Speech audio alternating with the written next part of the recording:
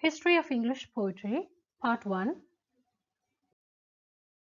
The beginnings.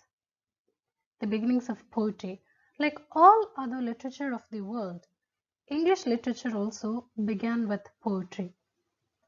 The roots of poetry extend much back that the earlier poems are lost in the mists of time. So it's a challenge to pinpoint the earliest works of poetry.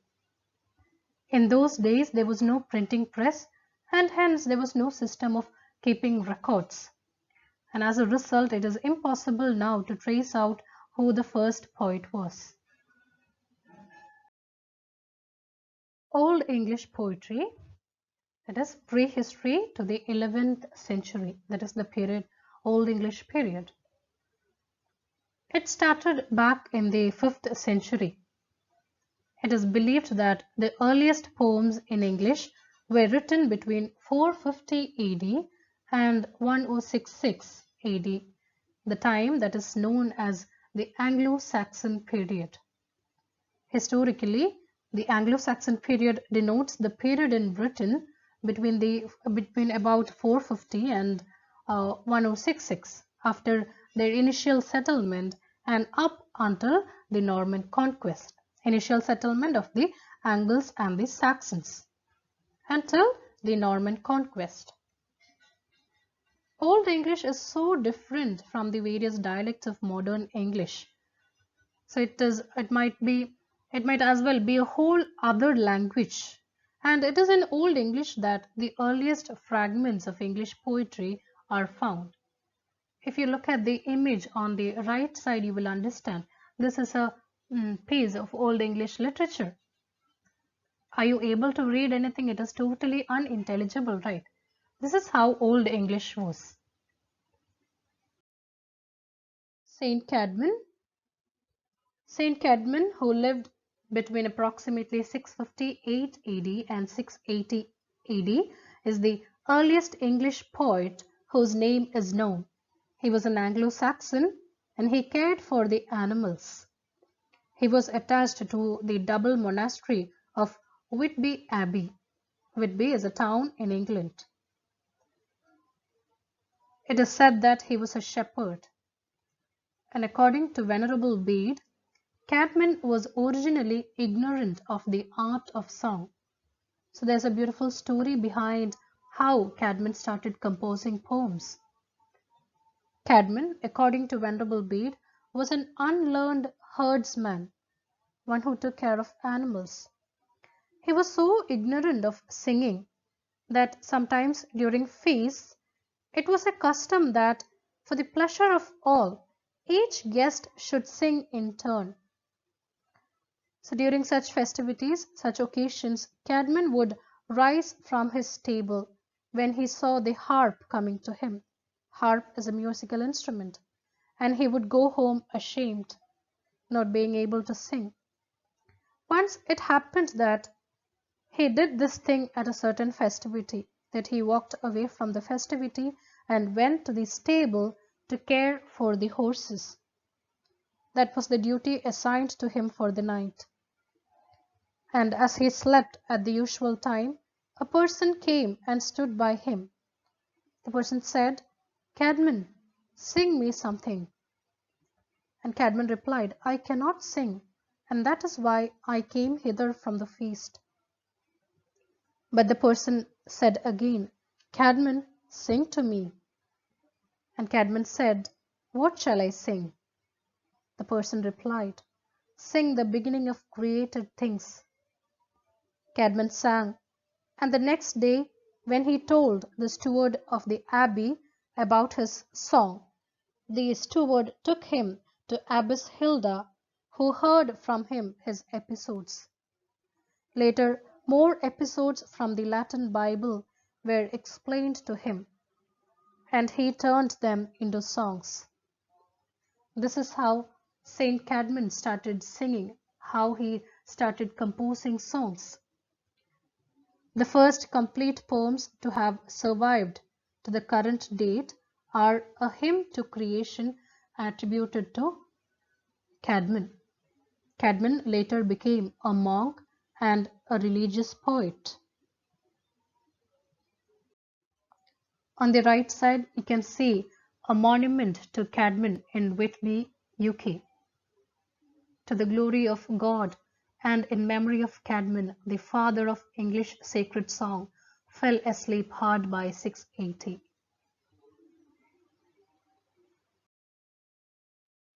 Venerable Bede. In the previous slide, I mentioned about Venerable Bede and the story that Bede has told about Cadmon. So who is this Venerable Bede?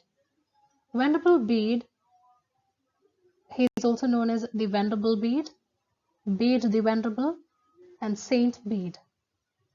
Venerable Bede is well known as an author, teacher, and scholar, and his most famous work is Ecclesiastical History of the English People, and that gained him the title the Father of English History. So Ecclesiastical History of the English People is a book of the history of the Christian churches in England and of England generally. And this work gained him the title the Father of English History. On the right side, you can see the tomb of Venerable Bede in Durham Cathedral, UK. The epic saga Beowulf, it dates to sometime between 600 and 1000 AD. Beowulf is a heroic poem. It is considered as the highest achievement of Old English literature. Originally, the poem was untitled, the epic was untitled, and later it was named after the Scandinavian hero Beowulf, whose exploits and character provide its connecting theme. There is no evidence of a historical Beowulf, but some characters, sites, and events in the poem can be historically verified. The poem did not appear in print until 1815. Beowulf is a heroic narrative, more than 3,000 lines long, and it concerns the deeds of a Scandinavian prince, also called Beowulf, and this work stands as one of the foundation works of poetry in English. The fact that the English language has changed so much in the last 1,000 years means that the poem is now generally read in translation and mostly in English courses at schools and universities. It is difficult to read the original work, original Beowulf, because it was written in Old English literature. The poem was written in England, but the events it describes are set in Scandinavia. Again, it is like once upon a time, that is partly historical. Its hero, Beowulf, is the biggest presence among the warriors in the land of the Geats. Geats is a territory situated in what is now southern Sweden. Early in the poem, Beowulf crosses the sea to the land of the Danes in order to clear their country of a man-eating monster called Grendel. So he crossed the sea to the land of the Danes to kill or to clear the country of a man-eating monster called Grendel. And from this expedition involves him in a second contest with Grendel's mother also. So from this expedition he returns in triumph. As victoriously he returns, and eventually he rules for 50 years as king of his homeland. Then a dragon begins to terrorize the countryside, and again Beowulf must confront it. In a final climactic encounter, Beowulf manages to slay the dragon, to kill the dragon, but he also meets his own death. Beowulf meets his own death and enters the legends of his people as a warrior of high renown. Legends meaning stories. Enters the stories of his people as a warrior of high renown. So here on the right side you can see Beowulf preparing to cut off the head of the monster Grendel. It's an illustration from the work Hero Myths and Legends of the British Race, published in 1910. Seamus Heaney's translation of Beowulf. Seamus Heaney, an Irish poet, is widely recognized as one of the major poets of the 20th century. He received a Nobel Prize for Literature in 1995. Seamus Heaney translated Beowulf into modern English. So this is a part from Beowulf's Seamus Heaney's translation on the left side and the original version on the right side. So this is the part where Beowulf fights with the dragon, hard by the rock face that hail veteran, a good man who had gone repeatedly into combat and danger and come through, saw a stone arch and a gushing stream that burst from the barrow, blazing and wafting a deadly heat. It would be hard to survive unscathed near the horde, to hold firm against the dragon in those flaming depths. Then he gave a shout. So on the right side, again, we can't read it. It is unintelligible. It looks like some other language, right? This is how Old English was. So see how Old English has changed as it reached modern English. There are some more anonymous poems written during the Old English period. One is Widsith. Widsith is a wide wanderer, or he can be called a far traveler who tells of his wanderings. He speaks of the feudal halls in which he sang, and he speaks about how men loved his songs, how they gave him gifts so that wherever he went, he found a ready welcome. He sings of war, and at the close of the poem, he praises his art, inasmuch as it has brought him joy. So Widsith is a story of a wide wanderer who sings of war. Another poem is Deor's Lament. It is a moving elegy. Elegy meaning a poem which mourns the death of something.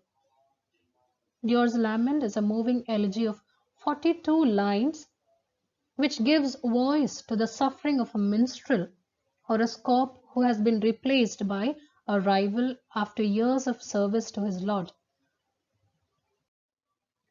Minstrel is a medieval singer or musician, especially one who sang or recited lyric or heroic poetry to the accompaniment of a musical instrument. So in Deor's Lament, a minstrel sings about his suffering as he was replaced by a rival after years of service to his lord. The poem is a lament in which someone named Deor compares the loss of his job to seemingly far greater tragedies of the past. Another poem is The Seafarer.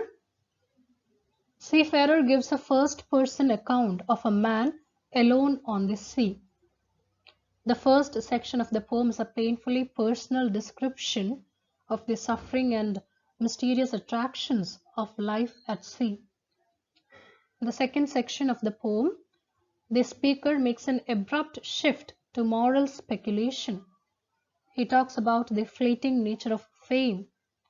It is the transient nature of fame, fortune, and life itself, telling that life is not something permanent. And it ends with an explicitly Christian view of God as powerful and wrathful. Another poem is The Husband's Message. The Husband's Message is a lyric poem. A lyric poem is usually sung to the accompaniment of a musical instrument. The first part of The Husband's Message is spoken by a piece of wood. Yeah, you heard that right, a piece of wood. It carries a message from a lord to his lady. It is a husband to his wife, a lord to his lady, asking her to join him in a faraway land to which he has been forced to flee because of feud violence. Because of some violence in his place, the lord had to flee. So he sends a message to his lady asking her to join him. So this messenger, or again here a piece of wood is the messenger. So this messenger pulls out all the stops to convince the lady to come. The piece of wood assures the lady of her lord's continued love and devotion. The piece of wood tries to flatter her, talking about the great prosperity that awaits her. The piece of wood reminds her of the marriage vows the couple made in a better time. Another poem, Old English poem, is The Wanderer. This poem is one of the finest of the Old English poems. Again, this is also an elegy, laments for the loss of relationships and worldly goods. Most of the poem is in the voice of a man who, after the death of his lord, he has been wandering the earth in search of another lord. The poem begins with the wanderer asking the Lord for understanding and compassion during his exile at sea. He cannot avoid going to sea, however, because this life is his fate. These are some major anonymous poems in Old English. Where are these poems found? So you came across several Old English poems, and you already know that there were no records. There was no printing press, and hence no records were kept. So where are these poems found? They are found in Exeter Book. It is the largest extant collection of Old English poetry. The book contains some long and short religious poems. All the extant Anglo-Saxon lyrics, Anglo-Saxon, again Old English lyrics, or elegies as they are usually called.